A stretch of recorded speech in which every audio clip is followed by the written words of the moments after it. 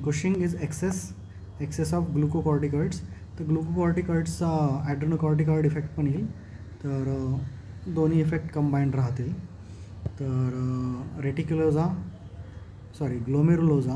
Glomerulus सगळ्यात बाहेर असतं म्हणून. मग फॅसिकल्स आहे, मग रेटिक्युलोजा आहे. ग्लोमेरुलापासून mineral corticoids, salt is first, then the sugar fasciculata steroids, then reticular is sex, androgens, androstenediones, आणि मग नंतर मेड्युला, दीज आर गँग्लियॉन. तर सगळ्यात आतमध्ये मग fight or flight, salt, sugar, sex, fight or flight.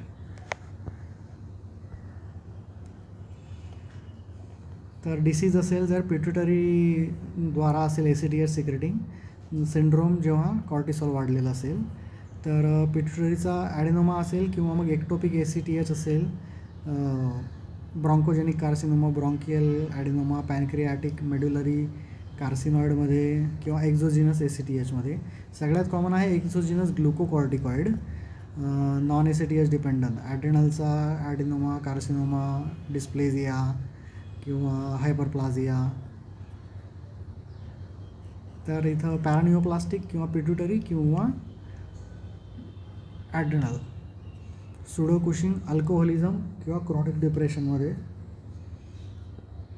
तर पॅथोजेनेसिस काय आहे, हा स्ट्रेस हार्मोन आहे. ग्लायकोजन डिपॉझिशन करेल, ग्लुकोनिओजिनोसिस करेल, फॅट डिपॉझिशन करेल, प्रोटीन कॅटाबॉलिझम होईल, त्यांनी प्रोटीन सिंथेसिस रिड्यूस होईल, म्हणून स्किन आणि मसल वेस्टिंग होईल, इम्युनोसप्रेशन होईल, इन्फेक्शन्स होतील. मिनरल कॉर्टिकॉइड ॲक्शनमुळे sodium retention, potassium loss, alkalosis, free water retention आणि युरिक ॲसिड प्रोडक्शन होईल. CNSमध्ये सायकोट्रॉपिक पण इफेक्ट आहेत, कारण माहीत नाही. लबाईल असेल मूड, डिप्रेशन, सायकॉसिस. कार्डिओव्हस्क्युलरमध्ये हायपर सिस्टमिक इफेक्ट्स होतात, कारण की BP जास्त असतो रास वाढल्याने. वस्क्युलर रिॲक्टिव्हिटी टू कॅटेकोलामाइन्स होते. मायोकार्डियल चेंजेस डायरेक्टली होतात कॉर्टिसॉलमुळे. मसल वेस्टिंग होते, आपण बघितलं. फायब्रॉसिस, हायपरट्रॉफी होते. Hypertension secondary. क्रोनिक हायपरटेन्शनमुळे LVH होणार, फायब्रॉसिसमुळे DD होणार, आणि सिव्हिअर प्रोलॉंग केसेसमध्ये कार्डिओमायोपॅथी होणार. लिपिड्स आणि इन्शुलिन रेझिस्टन्स वाढल्यामुळे ॲथेरोस्क्लेरोसिस होणार, आणि या सर्व गोष्टींमुळे QT वाढून ॲरिथमिया होण्याचा चान्स आहे. तर अँटी हायपरटेन्सिव्ह आणि स्टॅटिन देऊ शकतो.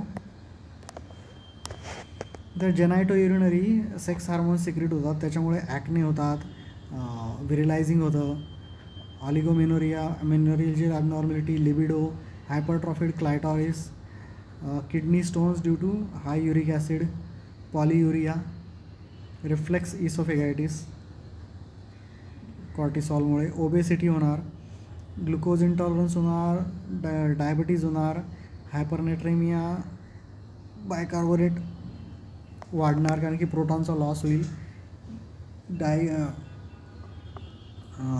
डाययुरेसिससोबत हायपोकॅल्सेमिया पण होणार,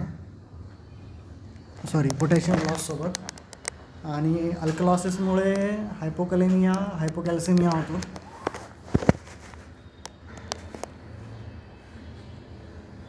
आणि स्किनमध्ये acne, hirsutism, balding, bruising, striae, pigmentation होतं, फ्रजाईल स्किन होते, वुंड हिलिंग अफेक्ट होतं, टेलेंजिक्टॅसिया होतं, फ्लशिंगमुळे प्लेथोरिक फेसिस, नंतर इन्फेक्शनचे चान्सेस वाढतात.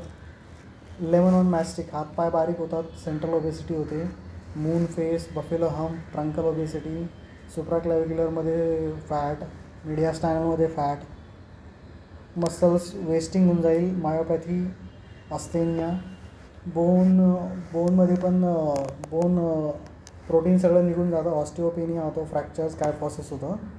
तर एक्सरेवर कायफोस्कोलियासिस, ऑस्टिओपोरोसिस, LVH दिसेल, स्कॅन MRIवर ट्युमर दिसेल. नंतर कॉर्टिसॉल वाढलेलं असेल, डाययुरनल व्हेरिएशन गायब होऊन जाईल. सकाळी जास्त असतं, मग दिवसा कमी होतं, सकाळी जास्त लागतं दिवस चालू करायला. 24 आवर युरिन कॉर्टिसॉल बघावं लागेल, हे ब्लडचं झालं. लो डोस डेक्झामेथाझोन सप्रेशन, डेका दिल्यावर ते सप्रेस नाही होणार, दॅट इज डायग्नॉस्टिक. नंतर पिट्युटरीमध्ये असेल तर मायक्रो ॲडिनेक्टमी करावं लागणार, किंवा पोटात असेल तर लॅप किंवा ओपन. ॲड्रिनल बायलॅटरल असेल तर बायलॅटरल उगावं लागतील. कार्सिनोमा जर असेल तर मेटास्टासिस असेल तर काही करू शकत नाही. तर मेडिकल ॲड्रिनलेक्टमी करावी लागेल.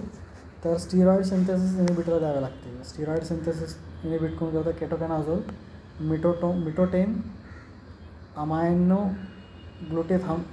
अमायनोग्लुटेथेमाइड,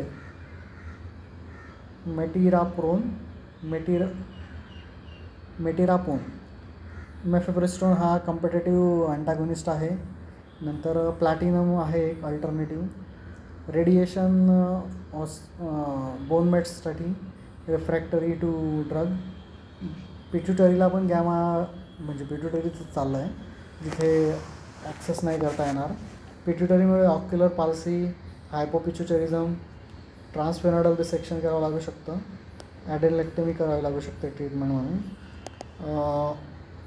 obesity, sleep apnoea syndrome, gastric oesophageal reflux, skin bruise झालेली आहे, मसल वेस्टिंग आहे, त्याच्यामुळे केअरफुल, बोन्स वीक झालेत, ऑस्टिओपोरोसिस आहे, त्याच्यामुळे पोझिशनिंग प्रॉपरली द्यावं लागेल. ब्रुझिंगमुळे आय व्ही ॲक्सेसचा इश्यू आहे. इलेक्ट्रोलाइट्स ॲड्रिनल इन्क्रीज झाल्यामुळे, व्हॉल्यूम इन्क्रीज झाल्यामुळे हायपरटेन्शन आहे.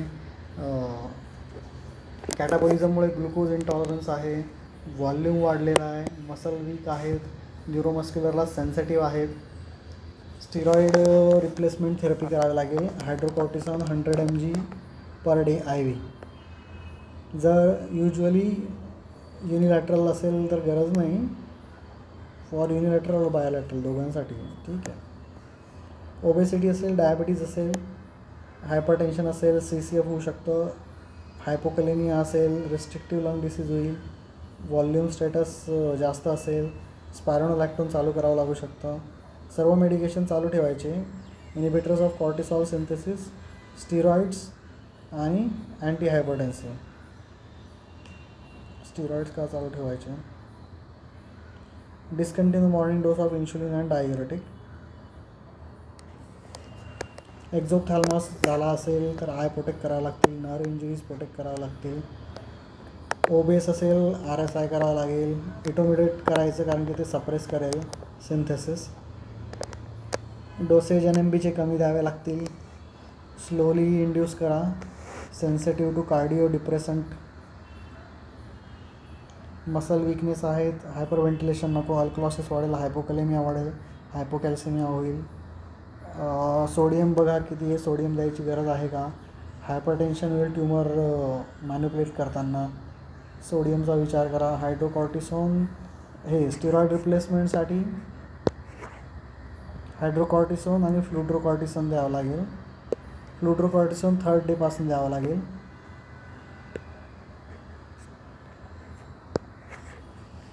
विटॅमिन D आधी नाही देऊ शकत कारण की हायपरयुरिसेमिया झालेला असतो ऑलरेडी.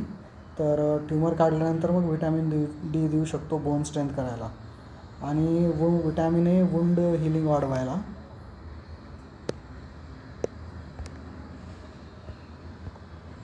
रेस्पायरेटरी कॉम्प्लिकेशन होऊ शकतात. मसल वीक आहेत, ओबेसिटी आहे, कायफोस्कोलिओसिस आहे, रिब फ्रॅक्चर्स असू शकतात.